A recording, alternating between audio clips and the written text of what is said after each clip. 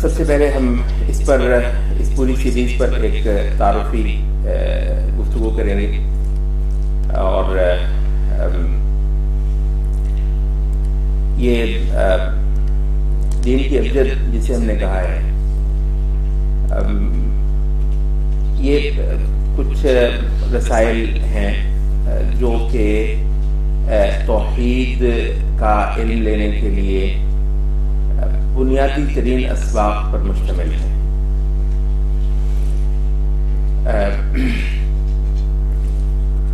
ایک بڑی چیز جو ہمیں سمجھنی ہے وہ یہ ہے کہ ہمارے بہت سارے لوگ دین جب کہتے ہیں دین کیا ہے، تو اس حوالے سے ان کو مطلب کچھ نہ کچھ تو اندازہ ہے کہ دین کیا ہے۔ اس میں روزہ ہوتا ہے، نماز ہوتی ہے، حج ہوتا ہے، قربانی ہوتی ہے، اذکار ہوتے ہیں، ورد ہوتے ہیں، وظیفے ہوتے ہیں، کچھ حلال اور حرام اور اس طرح کی چیزیں ہیں۔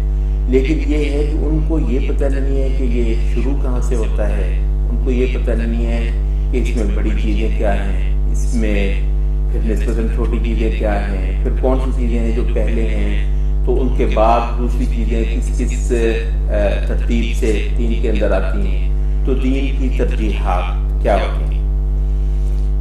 انبیاء آپ کو پتہ ہے کبھی جو ہے نا وہ لائبریریاں اٹھا کر نہیں آتے، اتنا آپ کو علم ہے۔ انبیاء مطلب ہوگی تو کتاب، وہ بھی ایک خاص پوائنٹ پر جا کر انبیاء کو باقاعدہ ایک کتاب دے دی جاتی ہے، یا ان کے پاس ایک کتاب بن جاتی ہے۔ موسیٰ علیہ السلام کا قصہ آپ نے پڑھا ہوگا، تو موسیٰ علیہ السلام آتے ہیں تو ان کے پاس کتاب بھی نہیں ہے، ٹھیک ہے۔ کتاب کب ہوئی؟ جب وہ فرعون کے ساتھ پورا مارکا لڑا گیا، بنی اسرائیل مصر سے نکل آئے، ادھر صحرائے سینا میں آ گئے، پھر کوہ طور پر بلایا گیا موسیٰ علیہ السلام کو، تو وہاں پر پھر اللہ تعالیٰ نے موسیٰ علیہ السلام کو تورات دی۔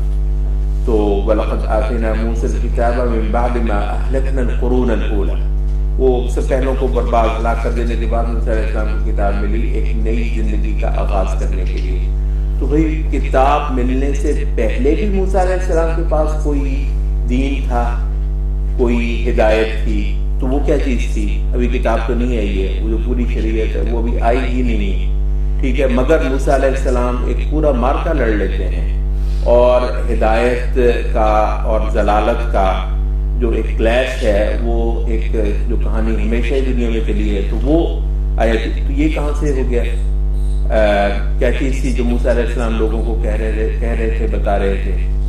اچھا، ہمارے نبی صلی اللہ علیہ وسلم ہیں، تو یہ خود قرآن مجید جو ہے، یہ بھی آپ کو پتا ہے کہ وَقَالُوا لَوْلَا نُزِّلَ عَلَيْهِ الْقُرْآنُ جُمْلَةً وَاحِدَةً، یہ کہہ رہے ہیں کہ یہ سارا قرآن ایک بار کیوں نہیں اتار دیا گیا، تو سب پورا ایک ہی بار اتر جاتا تو پڑھ لیتے۔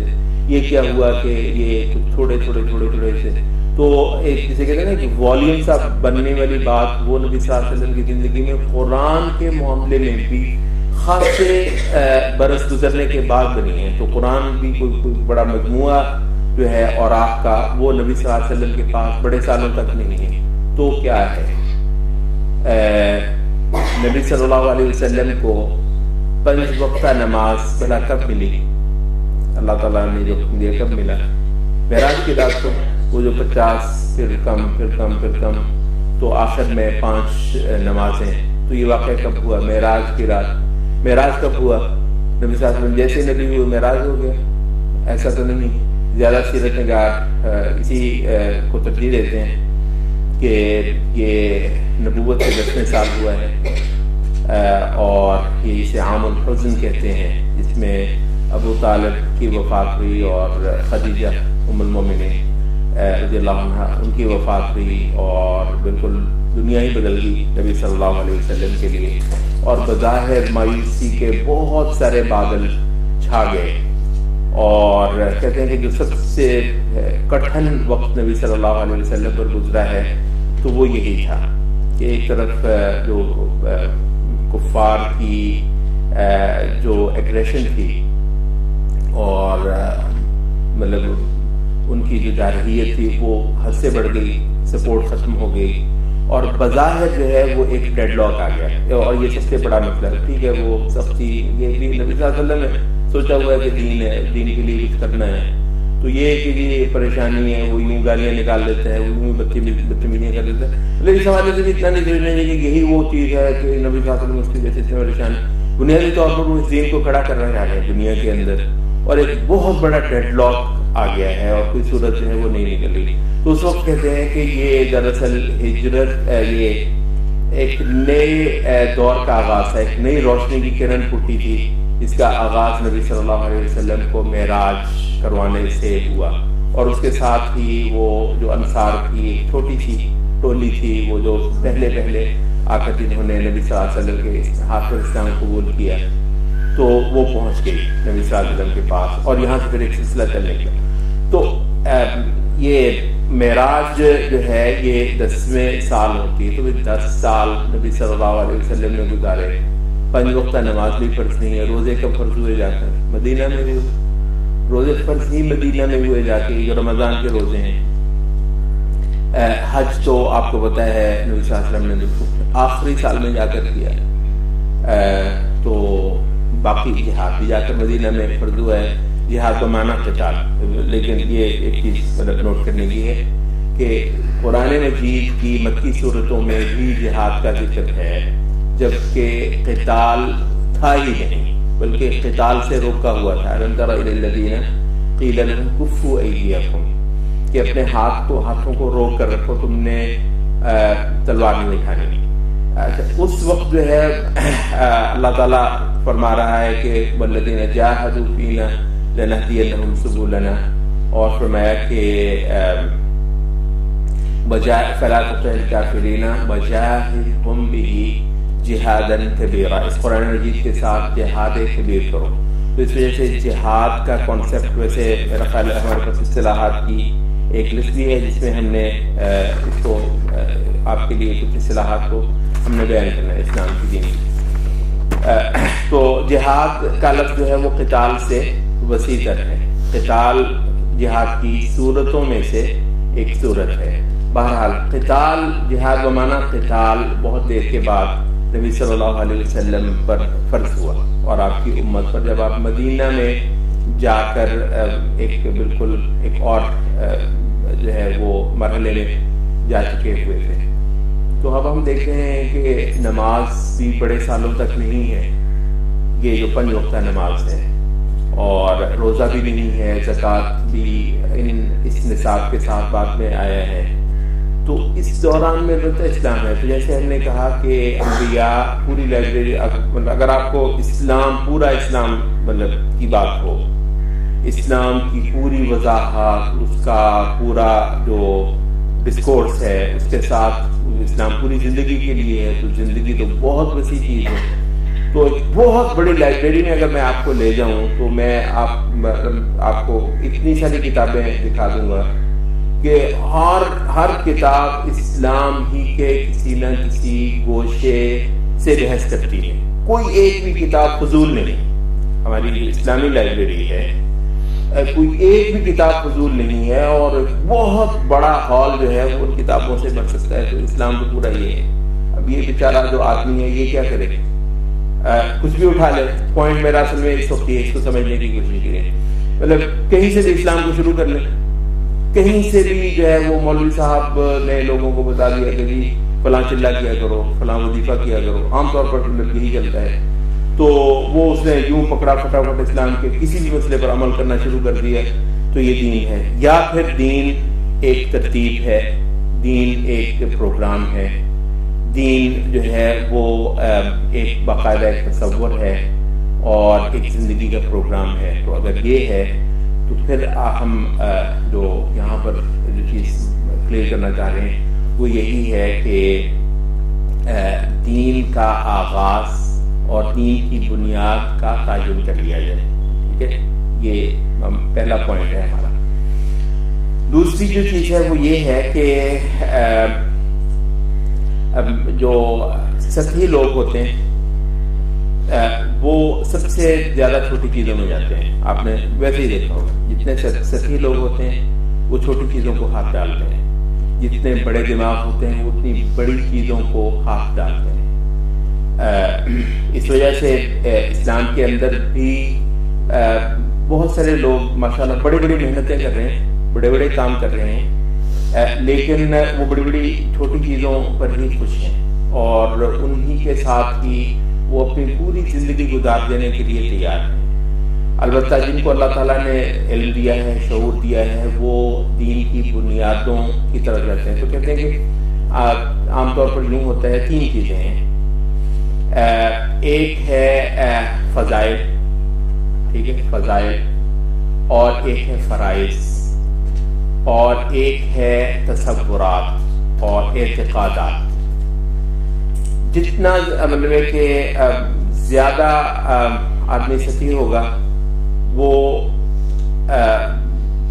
فضائل کی طرف زیادہ جائے گا۔ مولوی صاحب کوئی بات بتائیے ایسی کہ بہت خصوصی کوئی چیز ہے، وہ کہتے ہیں جی اتنی بار جو ہے نا فلاں سورت پڑھو، اتنی بار فلاں ورد کرو، رات کو اٹھ کے یا دن میں فلاں وقت میں اتنا زیادہ وہ کرو۔ مطلب اس طرح کی بہت ساری چیزیں ویسے ہی اللہ کے نبی سے ثابت نہیں ہیں، بائی دا وے، مطلب بدعت میں چلی جاتی ہیں۔ لیکن کچھ دیر کے لیے اگر ہم کہیں چلے جی مسنون ہی ہے اذکار، جی آپ مجھے نا جی کوئی ورد بتائیے، کوئی خصوصی وظیفہ بتائیے، تو مولوی صاحب خصوصی وظیفہ اس کو بتا دیتے ہیں، وہ بیچارہ لگ جاتا ہے کرنے کے لیے، اور اس کا خیال ہے کہ یہ تو ماشاءاللہ کوئی بھی نہیں کرتا، تو یہ تو مجھے مطلب ہے کہ عنایت ہوا ہے مولانا صاحب کی طرف سے، تو وہ اس پر لگا ہوا ہے اب مطلب وہ کرنے اور اپنے درجات کو بڑھانے۔ ماشاءاللہ جی دینداری کا جو تصور ہے، فضائل مطلب بلا شبہ فضائل، ہم مسنون فضائل بھی ہمارے پاس ہیں، مسنون وظائف بھی ہیں ہمارے پاس، ہمارے دین میں نبی صلی اللہ علیہ وسلم نے جو ہمیں دیے ہوئے ہیں۔ اچھا، تو اب اس کو وہ سمجھتا ہے کہ مطلب یہ کمال ہے،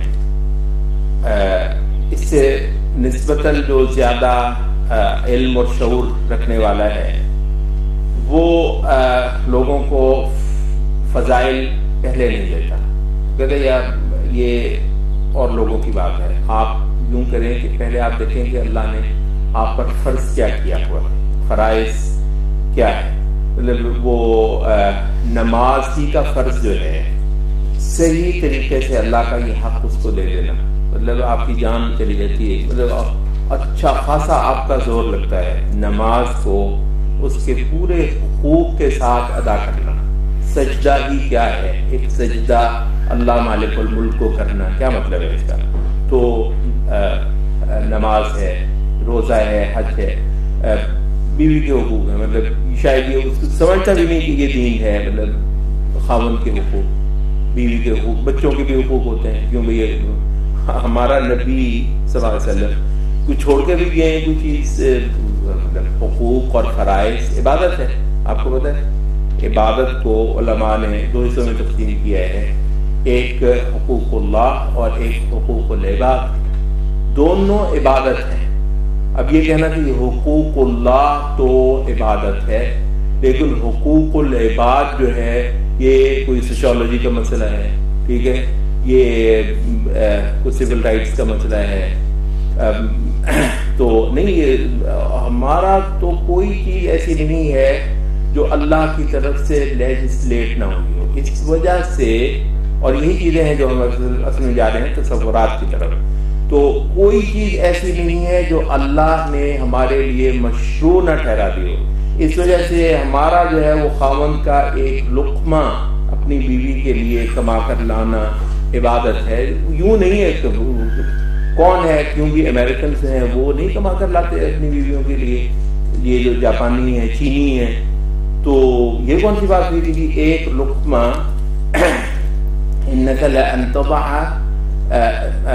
لقمۃ فی امرأتک صدقہ، نبی صلی اللہ علیہ وسلم نے سعد بن ابی وقاص کو کہا تھا کہ ایک لقمہ جو تم اپنی بیوی کے منہ میں ڈالتے ہو وہ بھی صدقہ اور عبادت ہے۔ تو یہ ہمارے لیے ہے، چائنیز کے لیے نہیں ہے، ٹھیک ہے، امریکنز کے لیے نہیں ہے، جاپانیوں کے لیے نہیں ہے، ہمارے لیے ہے۔ کیوں ہے؟ تو اس وجہ سے کہ یہ جس کو آپ حقوق العباد کہتے ہیں نا، یہ ہیومنزم ہمارے پاس وقت ہوا تو اس کو بھی تھوڑا سا مطلب ہم کریں گے، اس سے مطلب بیڑا کرتے ہیں، کیونکہ اس دور کا ایک ڈسکورس ہے ہیومنزم، بہت ساری چیزیں جو ہمارے دین کی ہیں وہ اس کو انسانی بنیادوں پر تو سارے ہی دیکھتے ہیں، تو ہمارا وہ بالکل چیز جو ہے وہ بدل کر رکھ دی۔ تو کہنے کا مطلب یہ ہے کہ یہ سب فرائض ہیں، ٹھیک ہے، حقوق اللہ اور حقوق العباد بھی اللہ کی طرف سے آئے ہوئے فرائض ہیں، اور اس وجہ سے یہ عبادت ہی ہے، لیکن یہ بھی فرائض ہیں۔ تو جو زیادہ اچھا کسی جگہ سے جہاد دی، آپ جہاد کریں، ٹھیک ہے، آپ دعوت دینا بھی آپ کو پتہ ہے فرض ہے، فرائض شرعی میں سے ایک فرض ہے کہ آپ لوگوں کو تبلیغ کریں، تو وہ کہتے ہیں کہ آپ تبلیغ کریں، تو یہ کیا ہے، یہ فرائض ہیں، اور یہ زیادہ میچور لیول ہے، اور جو بھی بندہ کوئی معلم ہوگا، کوئی مربی ہوگا، کوئی مبلغ ہوگا، وہ لوگوں کو اگر وہ سمجھدار ہے، زیادہ میچور ہے، تو وہ فضائل میں لوگوں کو لگانے کی بجائے لمبے لمبے وظائف ٹائپ کے اندازوں میں لوگوں کی تسکین کروانے کی بجائے کہ جس میں ان کی بہت ساری انرجی جو ہے وہ کنزیوم ہو جاتی ہے، اور وہ سمجھتے ہیں جی ماشاء اللہ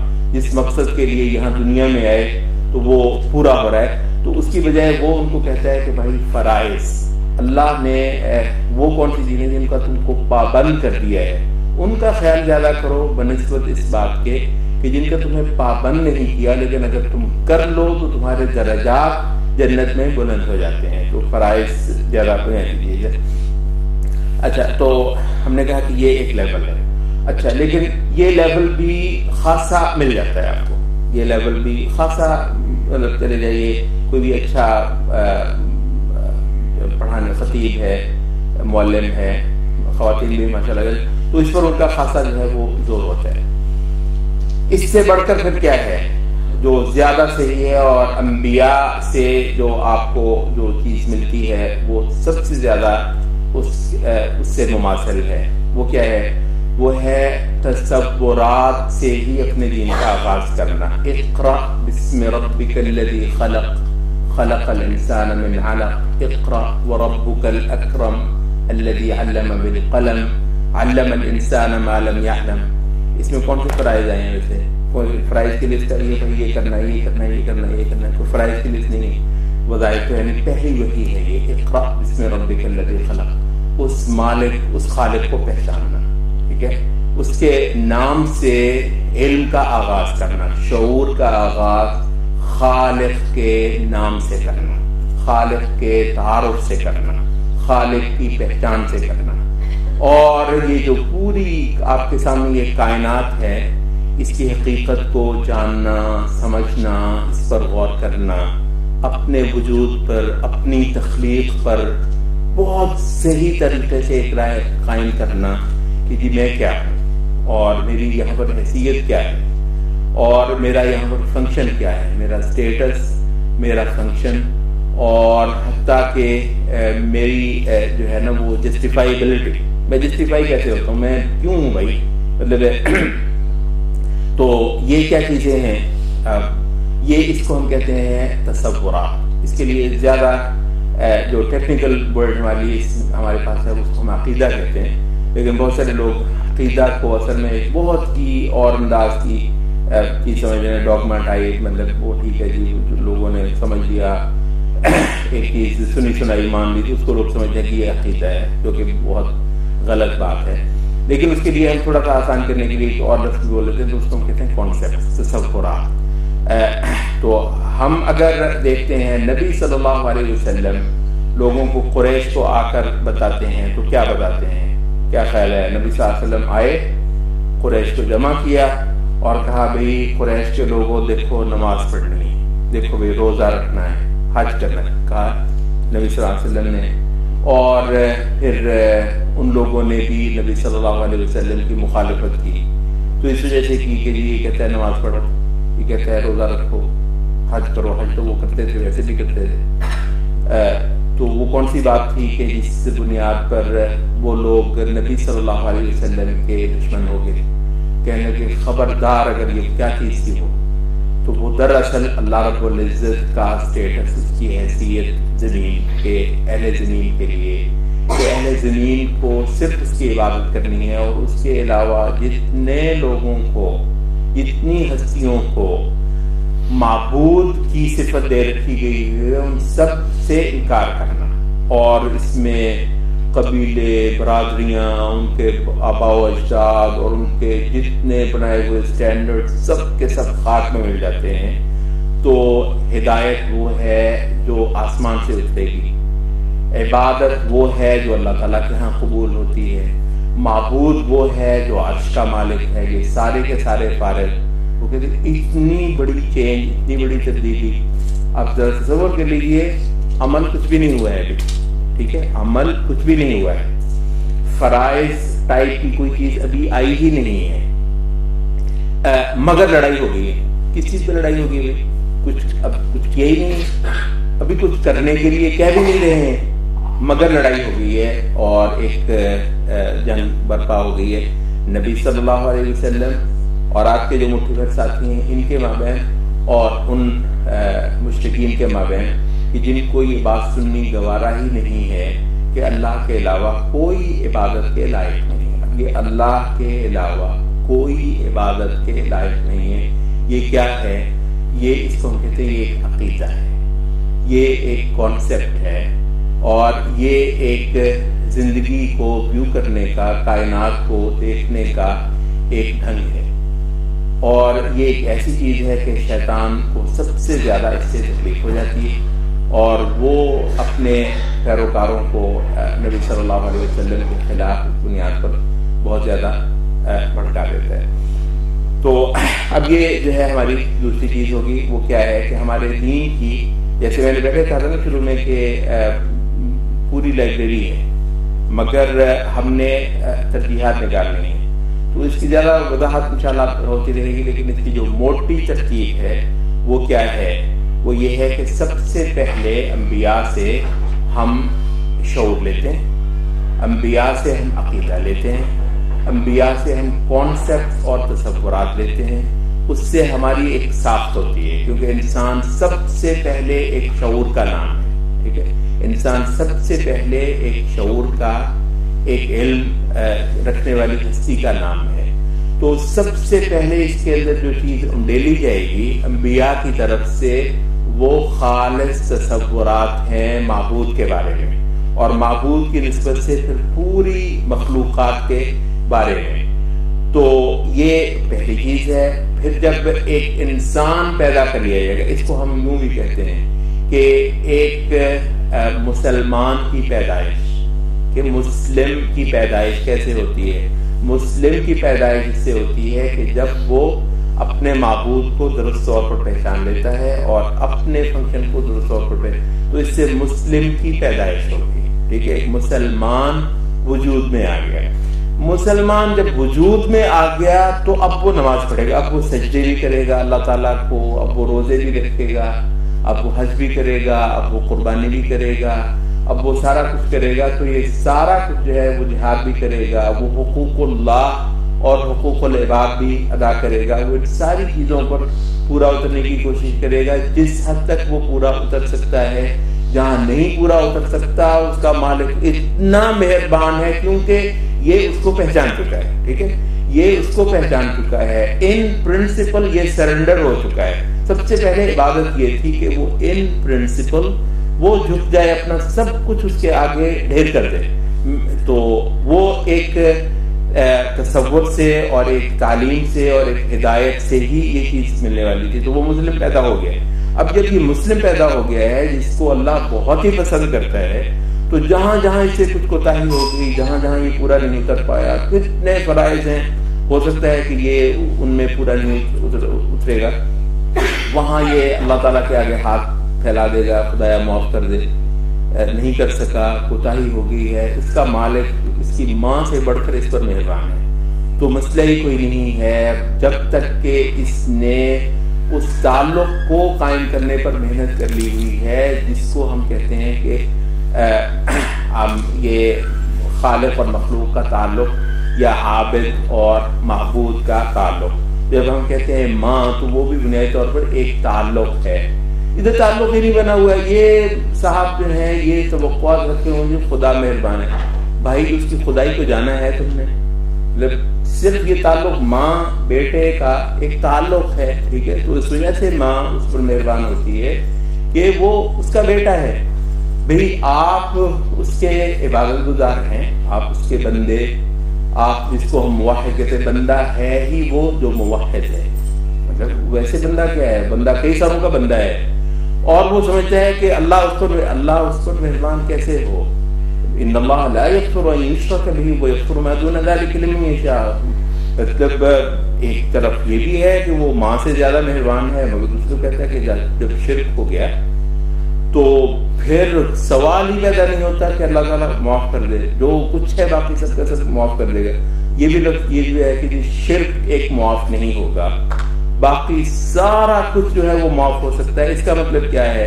اس کا مطلب ہے ہی یہ کہ توحید جو ہے، جو کہ اللہ کو پہچان ہے، ٹھیک ہے، توحید وہ اصل تعلق ہے جس کے بعد اللہ تعالیٰ کی مہربانی، اس کی مغفرت، اس کا رحیم ہونا، کریم ہونا، یہ ساری چیزیں انسان کو حاصل ہو جاتی ہیں. ورنہ وہ تو خالق ہے، وہ کسی کے حق میں منتقم بھی ہے، ٹھیک ہے، اس کے ناموں میں سے المنتقم بھی ہے، اس کے نام وہ جو ہے وہ شدید العقاب بھی اللہ تعالیٰ نے اپنا وصف فرمایا ہے قرآن مجید میں. تو کسی کے لیے وہ شدید العقاب ہے اور کسی کے لیے وہ غفور الرحیم ہے. اچھا، تو اس کے بارے میں کہا کہ کیا کہا؟ جو رحمت اس کی کس کے لیے ہے؟ فرمایا کہ وَرَحْمَتِي وَسِعَتْ كُلَّ شَيْءٍ فَسَأَكْتُبُهَا لِلَّذِينَ يَتَّقُونَ وَيُؤْتُونَ الزَّكَاةَ وَالَّذِينَ هُمْ بِآيَاتِنَا يُؤْمِنُونَ. رحمت میں اپنی لکھ دوں گا ان لوگوں کے لیے جو میرا تقوی اختیار کرنے والے ہیں، مطلب مجھ سے ڈر جانے والے. تو اللہ تعالیٰ کی پہچان ہے تو اللہ تعالیٰ سے جو ڈر گئے. تو یہ کئی ساری جو شواہد میں نے آپ کے سامنے ذکر کیے ہیں، وہ سب کے سب آپ کو جو ہے وہ ایک چیز بتا رہے ہیں، وہ یہی ہے کہ اللہ تعالیٰ کی صحیح پہچان کر لینا اور اس کے ساتھ تعلق کی جو صحیح جو فریکوینسی ہوتی ہے. ظاہر ایک موٹی موٹی آپ کو مل جاتی ہے توحید کچھ پڑھنے سے. پھر جتنا زیادہ آپ توحید پڑھتی ہیں، قرآن مجید کے وہ حصے جو مکہ میں نازل ہوئے اور تصورات کی ساخت کرتے رہے، جتنا زیادہ قرآن مجید کے وہ جوانب آپ پڑھتی ہیں، اتنی آپ کی وہ فریکوینسی درست ہوتی جاتی ہے، جس کو ہم کہتے ہیں توحید، جس کو ہم کہتے ہیں اللہ تعالیٰ کی صحیح پہچان، جس کو ہم کہتے ہیں اللہ تعالیٰ کی صحیح بندگی. یہ تھوڑی بھی 2 رکعت یہ بندہ پڑھتا ہے تو کمال، مطلب اس کا وزن بڑھتا ہے، کمال اس کا جو ہے وہ قرآن قیامت کے روز جو ترازو لگیں گے تو اس میں اس کا بہت زیادہ وزن بن جاتا ہے. اور وہ دوسرے صاحب ہیں وہ 100 نفل پڑھتے ہیں، جاگنے والی راتوں کو 200 500 نفل پڑھ جاتے ہیں. مطلب کوئی خاص چیز خود اس کا کردار بتاتا ہے کہ کوئی خاص ورگ نہیں پڑا، یہ رکعتوں پہ رکعتیں پڑھ کے ہر سال حج کرتے ہیں، مگر وہ شعور نہیں ہے، وہ کلیئرٹی نہیں ہے جو ایک جسے آپ کہتے ہیں نا حنیفیت. یہ جو قرآن مجید کی اصطلاح ہے، ان ابراہیم کان امۃ قانتا للہ حنیفا. وہ جو ابراہیم والی عبادت ہے وہ یہ تھوڑی ہے کہ ابراہیم نے بہت نفل پڑھے تھے، بہت زیادہ روزے رکھے تھے، بہت زیادہ جو ہے وہ حج کیے تھے اور بہت زیادہ فضائل پہ تھے. ابراہیم میں کوئی ایک ایسی چیز تھی خالق کے ساتھ وفاداری کی، توحید کی صورت میں بندگی کو اس کے لیے، اور اس کے ساتھ جتنے پوجے جاتے ہیں سب کی نفی کرنے میں ایسی چیز تھی کہ اللہ کو ابراہیم بہت زیادہ پسند آ گیا، اور اس کو اللہ تعالیٰ نے قیامت تک کے لوگوں کے لیے ایک نمونہ بنا دیا اور اس کو ایک امام بنا دیا. ان ابراہیم کان امہ، وہ امت تھا، وہ ایک امام تھا. تو وہ ابراہیم ایک جہد کا نام ہے. یہ جو خانہ کعبہ ہے جس میں آپ حج کر کے آتی ہیں، ظاہر ابراہیم علیہ السلام کی ایک یادگار ہے. اور زیادہ حاجی جو ہیں وہ یہی سمجھتے ہیں جی ماشاء اللہ جی کسی صاحب نے وہ بڑی نیکی کی جی، وہ خانہ کعبہ بنا دیا.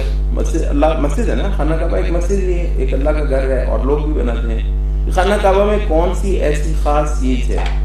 مسجد ابراہیم علیہ السلام نے ایک مسجد بنا دی. بھائی یہ وہ ہاتھ ہیں جو اس سے چند برس پہلے ایک بت خانے کو توڑ کے آئے ہیں. اس کا وہ جو بت خانے کو توڑ کر اور پھر وہ آگ کی چتا میں جو بندہ کودا ہے، توحید اللہ تعالیٰ سے وہ لگاؤ، وہ تعلق، اللہ سے وہ وفاداری کہ اس کے ساتھ جو یہاں پوجے جا رہے ہیں جو ہیں اس کے ساتھ اس کی جنگ ہو گئی ہے.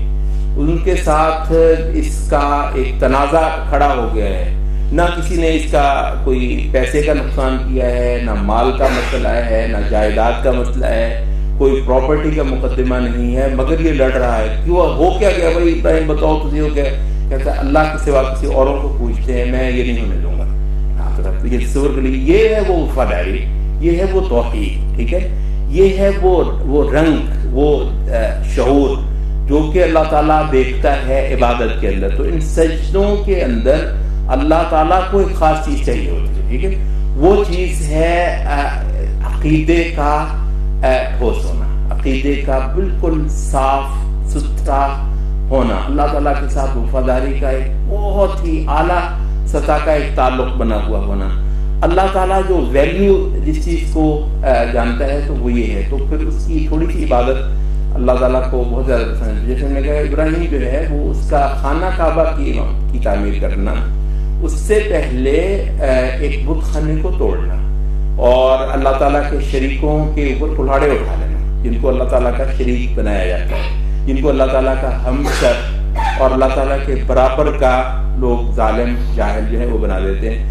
تو کیونکہ اس کا ایسے بندے کا اللہ تعالیٰ کی طرف کو آنا، اس کا عبادت کرنا اور ایک مسجد کو تعمیر کرنا اللہ تعالیٰ کو اس قدر زیادہ پسند آتا ہے. تو اس کا مطلب کیا ہوا؟ اس کا مطلب یہ ہو گیا کہ ہماری جو کوشش ہوگی وہ ہے عبادت کا جو ہے کوانٹٹی نہیں، والیوم نہیں، بلکہ عبادت کی کوالٹی.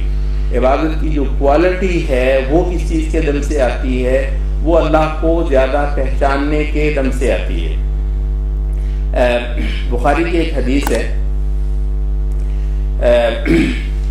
یہ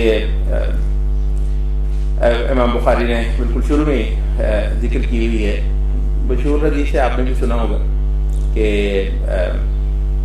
نبی صلی اللہ علیہ وسلم کے پاس 3 بندے آتے ہیں آپ کی غیر موجودگی میں، اور امہات المومنین سے آپ کے نبی صلی اللہ علیہ وسلم کے اعمال اور عبادات کے بارے میں وہ جاننا چاہ رہے ہیں. خاصا یہاں بھی بہت اچھے جو اہل علم ہوتے ہیں، تو بندے کو تھوڑا سا ہوتا ہے شوق کہ دیکھیں یہ کس طرح کے اعمال کرتے ہیں. مطلب اچھی بات ہے، وہ تو نبی ہیں، تو نبی کے بارے میں تو بہت زیادہ جو تجسس ہو سکتا ہے وہ ان صحابہ کو تھا. تو وہ 3 لوگ جو ہیں سفر کر کے پہنچے ہیں اور وہ یہ جاننا چاہ رہے ہیں کہ نبی صلی اللہ علیہ وسلم کے معمولات عبادت کے کیا ہیں. تو نبی صلی اللہ علیہ وسلم نہیں تھے، تو امہات المومنین سے وہ پوچھتے رہے، تو وہ ان کو بتاتی رہیں. تو حدیث میں آتا ہے کہ کأنہم تقالوہا، ان کو کچھ مایوسی سی ہوئی، ان کو کم لگی. تقالوہا مطلب وہ جو تصور کر کے اللہ کے رسول تو رات کو سوتے نہیں ہوں گے نا، وہ تو عبادت ہی کرتے رہتے ہوں گے، اور اللہ کے رسول تو دل میں بھی نبی جو ہوئے تو وہ تو اتنے عبادت کرتے ہوں گے. یہ بھرپور آدمی ہے، مطلب نبی صلی اللہ علیہ وسلم کی زندگی جو ہے انتہائی بیلنس ہے. بہت سارے دیندار جو ہیں وہ اس بیلنس کو مطلب سمجھ تک نہیں سکتے. پورا کرنا تو شاید کسی نصیب والے کی بات ہوگی. تو بہرحال یہ ہے کہ ان کو جب یہ دیکھا کہ یہ تو کم ہے، تو کہتے ہیں کہ جب انہوں نے یہ دیکھا تو پھر انہوں میں سے ایک نے کہا کہ میں تو جو ہے وہ ساری رات عبادت کیا کروں گا. دوسرے نے کہا کہ میں تو روزے سے ہی رہوں گا، ساری عمر روزے رکھتا رہوں گا. تیسرے نے کہا میں شادی نہیں کروں گا اور بس دین کا ہی ہو جاؤں گا، مذہب کا ہی ہو جاؤں گا، اللہ ہی کروں گا. دین تو نہیں ہے، مطلب یہ تو نہیں ہے. تو نبی صلی اللہ علیہ وسلم آئے تو ان کو بتایا گیا کہ یہ 3 صاحب تھے، اور یوں وہ انہوں نے پوچھا، یوں ہم نے بتایا، اور اس کے بعد یہ پھر ان کا کچھ رد عمل تھا. تو نبی صلی اللہ علیہ وسلم حدیث میں آتا ہے کہ نبی صلی اللہ علیہ وسلم غصے میں آ گئے. آپ کو بتایا کہ نبی صلی اللہ علیہ وسلم کوئی بہت ہی بڑی وجہ ہو تو غصے میں آئیں گے. مطلب نبی ایسے تو نہیں ہے کہ ایسی بیکار چیزوں پر گرم ہوتے پھریں. تو مطلب غصے میں آئے، اور وہاں آپ نے بعض روایت میں آتا ہے کہ ان سے کہا، بعد میں آتا ہے کہ آپ نے باقاعدہ مسجد میں سب لوگوں کو خطبہ ایک دیا، تقریر کی. تو اس میں آپ نے یہ فرمایا. تو یہ دونوں چیزیں ایک ہی ہیں کہ ان کو بھی کہہ دیا، انہوں نے بھی سن لیا، اور آپ نے باقی لوگوں کو بھی بتایا. اچھا، اس میں جو لفظ ہے نا اصل میں وہ میں آپ سے شیئر کرنا چاہ رہا ہوں. وہ فرمایا کہ دیکھو اما انی اعلمکم باللہ، دیکھو میں تم میں سب سے زیادہ اللہ کا واقف ہوں. یہ جو پوائنٹ ہے نا اصل میں مطلب ہے یہ مت دیکھو کہ نبی صلی اللہ علیہ وسلم اتنی رکعتیں پڑھتے ہیں رات کو تہجد میں، یا ویسے نوافل اتنے پڑھتے ہیں اور کوئی دوسرا بندے نے تو اس سے بھی زیادہ نوافل پڑھ لیے. ہو سکتا ہے کہ کوئی بندہ اتنے زیادہ نوافل پڑھ لے جتنے نبی صلی اللہ علیہ وسلم کا معمول نہ ہو. مسئلہ یہاں پر نہیں ہے. کہتے ہیں انی اعلمکم باللہ، میں تم میں سب سے زیادہ اللہ کا واقف ہوں. تو عبادت میں جان کس بات کے دم سے آئی؟ ہمارا جو پوائنٹ ہے وہ کیا تھا؟ وہ یہ تھا کہ عبادت کی جان اللہ کو جاننا ہے. عبادت کی جان اصل میں اللہ کو صحیح پہچاننا ہے. وہ اس پہچان کے ساتھ 2 رکعتیں ادا کی ہوئی وہ اللہ کے میزان میں بھی کہیں زیادہ بھاری پڑتی ہیں، اور خود آپ کی جو شخصیت بنانی ہے ایک مومن کی، ایک عبادت گزار کی، یہاں پر ایک مسلمان کا جو ایک رول ہوتا ہے اس حوالے سے وہ ایک بہت اعلیٰ درجے کا مسلمان بنا دیں گی. وہ 2 رکعتیں آپ کو، وہ چند دھیلے چند روپے جو ہیں وہ اللہ کے راستے میں صدقہ کیا ہوا یا انفاق کیا ہوا، وہ کہیں زیادہ بڑھ کر جو ہے وہ اسلام کی نصرت کا ذریعہ بن جائیں گے بنسبت وہ ڈھیروں پیسوں کے کہ جن سے کوئی چیز برآمد نہیں ہوتی ہے. تو عبادت میں جان کس چیز کے دم سے آئی؟ تو انہوں نے فرمایا کہ دیکھو یہ بات نہیں ہے کہ تم میں سے کوئی بندہ کسی خاص عمل میں مجھ سے آگے گزر جائے گا. میری عبادت پھر نبی صلی اللہ علیہ وسلم کی عبادت پھر بھی سب سے اوپر ہے، اس وجہ سے کہ یہ عبادت سب سے زیادہ علم، بصیرت، شعور کا نتیجہ ہے. تو عبادت کیا ہوئی؟ عبادت کثرت نوافل نہیں ہے. عبادت جو ہے وہ کثرت وظائف نہیں ہے. عبادت ہے دراصل اللہ کو پہچاننا. ٹھیک ہے، اللہ تعالیٰ کا علم لینا. وہ کیا ہے؟ ہم نے کہا اس کا نام ہے توحید، اس کا نام ہے عقیدہ. تو توحید جو ہے یہ روح ہے اور باقی عبادت اس کا جسم ہے. اور اگر جسم بہت بھاری ہو اور اس کے اندر جان کم ہو تو آپ دیکھتی ہیں کہ ایسا جسم عذاب ہوتا ہے. وہ جسم جو ہے وہ مطلب ٹھیک ہے اگر ایک بندہ فزیک میں بھی بہت جو ہے وہ بھاری ہے، بڑا ہے، تو کم از کم اس میں جان تو ہو نا. پھر اتنی جان کم ہو ویسے جسم بڑا تو وہ تو مطلب وہ تو عذاب ہے، وہ تو مصیبت ہے. تو جو جان ہے، جو روح ہے، جو اسپرٹ ہے ہمارے پورے اس دین کی، تو وہ یہ ہے. یہ وجہ ہے کہ آپ دیکھتی ہیں کہ قرآن مجید جو اترا ہے تو اس میں لمبے چوڑے اعمال کی لسٹ نہیں دی جاتی ہے. مسلسل مکی صورتیں تو آپ کو پڑھاتی ہی ایمان ہے، پڑھاتی ہی عقیدہ ہے. مکی صورتیں شروع سے لے کر آخر تک آپ کو دراصل شیپ کرتی ہیں. ٹھیک ہے، مدنی صورتوں میں ایک وہ نفوس، مومن نفوس اللہ کے مطلوبہ وہ بن گئے تو پھر کچھ بہت ساری تفصیلات عبادت کی پھر مدنی صورتوں میں ضرور آئی ہیں. ٹھیک ہے، بلکہ کوئی چیز چھوڑی نہیں گئی. اس کے بعد پھر لمبی چوڑی تفاصیل جو ہیں وہ آئی ہیں، اور انفرادی طور پر بھی اور عمومی طور پر جو ایک جماعت مسلمہ ہے اس کے حوالے سے بھی پھر وہ لوگوں کو بتایا گیا. لیکن یہ اس وقت ہوا جب مسلمان کو پیدا کر لیا گیا تھا. تو آج جب ہم اثر نو دین کی طرف آ رہے ہیں، ٹھیک ہے، آج جب ایک اسلامی زندگی کا ایک بڑا تعطل جو پچھلے 2-3 صدیوں پر مشتمل ہے وہ ہوا ہے، اس کے بعد نئے سرے سے آج مسلمان اٹھ رہے ہیں. مسلمان دوبارہ اللہ تعالیٰ کے دین کی طرف کو واپس آ رہے ہیں. تو اس موقع پر ہم دیکھتے ہیں کہ بہت سارے ڈسکورس موجود ہیں، یعنی دین کو لینے کے حوالے سے مختلف اپروچ جو ہیں وہ یہاں پر پائی جاتی ہیں. تو دین تو بہت بڑا ہے، اس کو کہیں سے بھی ہاتھ ڈال لیں تو آپ نہ کہیں سے شروع کر پائیں گے نہ کہیں پر ختم کر پائیں گے، اور وہ کوئی چیز کی جو اسلام کی مطلوبہ ہے وہ نہیں بن پائے گی. اور یہاں ہم نے پہلے شروع میں دیکھ لیا کہ لوگوں کے اپروچ جو ہیں وہ زیادہ تر جو ہیں وہ برعکس ہیں. جتنی کوئی چھوٹی یا سطحی چیز ہے وہ سب سے زیادہ لوگوں کی توجہ لیتی ہے. بڑا بندہ مروب ہوتا ہے اس بات سے، ماشاءاللہ جی یہ اتنی بار سورۃ یاسین پڑھتی ہے بی بی، ماشاء اتنا زیادہ اس نے جو ہے نا وہ آیت کریمہ کا ورد کیا ہو، اللہ اکبر، کیوں بھی آیت کریمہ کا اتنا سارا اتنی لاکھ بار پڑھنا جو ہے اللہ نے فرض کیا ہوا ہے؟ نہیں، فرض نہیں کیا ہوا ہے، تو پھر اتنے زیادہ متاثر اس سے کیا ہو رہے ہیں؟ مطلب یہ تو ذرا دیکھ لیں کہ وہ جو دین کے اس زمانے کے مطابق جو فرائض ہیں اللہ تعالیٰ کے، وہ ان کو کتنا، اور اس سے بڑھ کر جو ہے وہ دین کے جو صحیح تصورات ہیں ان کے بارے میں تو اس کو پتہ ہی نہیں تھا بی بی کو، تو یہ خیال تھا کہ اس نے تصویر پکڑی ہوئی ہے اور لگی ہوئی ہے، یہ تو اتنے اعمال کرنے کے اس کا خیال ہے پتہ نہیں بھائی نہیں، اللہ تعالیٰ کے ہاں بہت معقول چیزیں قبول ہوتی ہیں، بہت ہی معقول، بہت ہی صحیح، اور اس سے بڑھ کر لفظ اگر میں بولوں تو مسنون۔ سنت بنیادی طور پر ایک بیلنس ہے ہر معاملے میں، اس میں اعمال بھی ہیں، عقائد بھی ہیں، اخلاق بھی ہیں، حقوق بھی ہیں، عبادات بھی ہیں، اور سماجی عمل بھی ہے۔ تو یہ ان ساری چیزوں کو جب اتنا بڑی چیز ہو جائے تو وہ ضروری ہوتی ہے کہ وہ ایک خاص نقطے سے پھوٹے، تو وہ نقطہ کیا ہے؟ وہ ہے توحید، وہ ہے اللہ تعالیٰ کو پہچاننا، لا الہ الا